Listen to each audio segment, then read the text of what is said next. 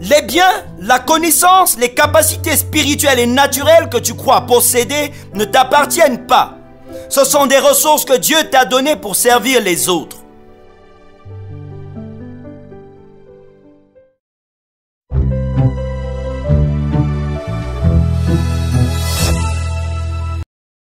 Vous et moi sommes bénis pour le privilège que nous avons d'accéder au mystère de la connaissance de Christ. Le breakfast de ce matin s'intitule « Vivez-vous en serviteur ou en Seigneur ?» inspiré de Matthieu 24, versets 45 à 51, que je lirai pour nous. Là, il est écrit « Quel est donc le serviteur fidèle et prudent que son maître a établi sur ses gens pour leur donner la nourriture au temps convenable? Heureux ce serviteur que son maître, à son arrivée, trouvera faisant ainsi. Je vous le dis en vérité, il établira sur tous ses biens. Mais si c'est un méchant serviteur, qu'il dise en lui-même, mon maître tarde à venir, s'il se met à battre ses compagnons, s'il mange et boit avec les ivrognes, le maître de ce serviteur viendra, le jour où il ne s'y attend pas, et à l'heure qu'il ne connaît pas. Il le mettra en pièces et lui donnera sa part avec les hypocrites. C'est là qu'il y aura des pleurs et des grincements de dents. Amen. Que vous en soyez conscients ou non, Dieu vous a créé pour un but précis. Il y a une mission qu'il attache à votre vie. Il vous la confie, non pour vous dépouiller de votre liberté, de vos rêves et avoirs, ou pour vous faire souffrir, mais plutôt pour vous faire participer à sa victoire et à son règne. Matthieu 24, 45 à 51 nous livre de précieuses informations dont vous devez tenir compte au quotidien pour ne pas être surpris au jour du jugement. Premièrement, avant de vous établir sur ces biens éternels, Dieu éprouve votre fidélité en vous confiant des biens temporels.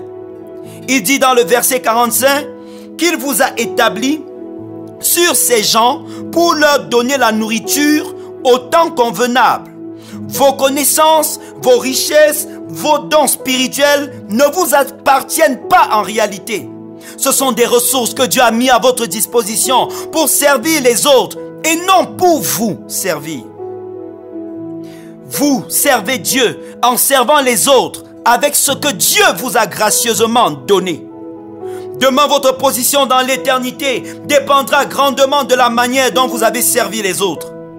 Malheureusement, beaucoup de personnes ont limité le service de Dieu aux tâches dites spirituelles qu'on accomplit dans les églises. Ils sont de bons choristes, anciens d'église, diacres, mais sont de mauvais citoyens et de piètres travailleurs. Plusieurs femmes sont à genoux dans les temples, respectent les hommes de Dieu, mais sont insoumises chez eux, méprisant leurs époux et leurs enfants. Ce n'est pas la peine de jouer les agneaux à l'église. C'est en dehors des murs de votre église que votre vraie identité est révélée. Les versets 48 et 49 révèlent que plusieurs, au lieu de vivre en serviteurs, ont décidé de vivre en vrais seigneurs.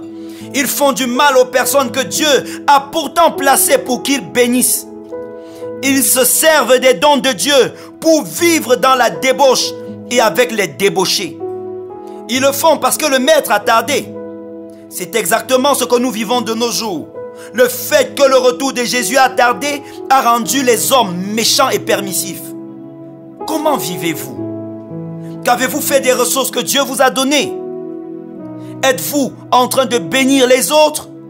Ou jouez-vous les fiers, blessant les gens et abusant des dons de Dieu? Si le maître a tardé, cela ne veut pas dire qu'il ne viendra plus. Son retour est réel et proche. Faites attention de finir en pièces avec les hypocrites. Amen. Est-ce que vous pouvez permettre que nous ayons un moment de prière? Prenez la peine maintenant de dire merci à Dieu pour les dons qu'il vous a faits. Vous n'étiez pas meilleur que les autres, mais Dieu vous a fait don de sa grâce. Dites-lui merci pour les capacités spirituelles extraordinaires qu'il vous a données. Le fait qu'il vous parle dans les rêves, le fait que vous priez pour des malades, il guérisse. Dites merci à Dieu pour cela. Dites-lui merci pour vos capacités naturelles.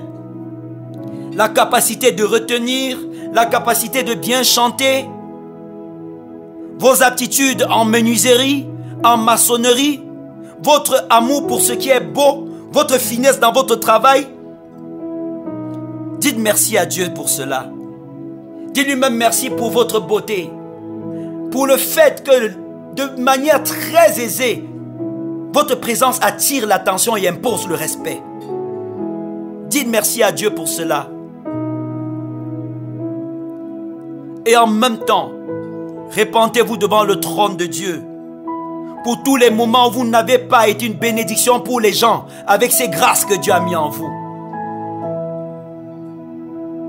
Le texte nous parle de ceux qui sont allés s'enivrer avec les ivrognes en prenant les ressources que le maître leur a données. C'est le moment aussi de dire votre misère à Dieu parce que vous avez sorti les dons qu'il vous a donnés pour les utiliser dans le péché. Vous avez profané les choses saintes de Dieu. Je parle à une femme qui, à cause de sa beauté, s'est prostituée pour chercher de l'argent. Et je lui dis que ta beauté n'était pas pour séduire et détourner les personnes. C'est le moment de te repentir. Crie à Dieu et sors de cette vie misérable.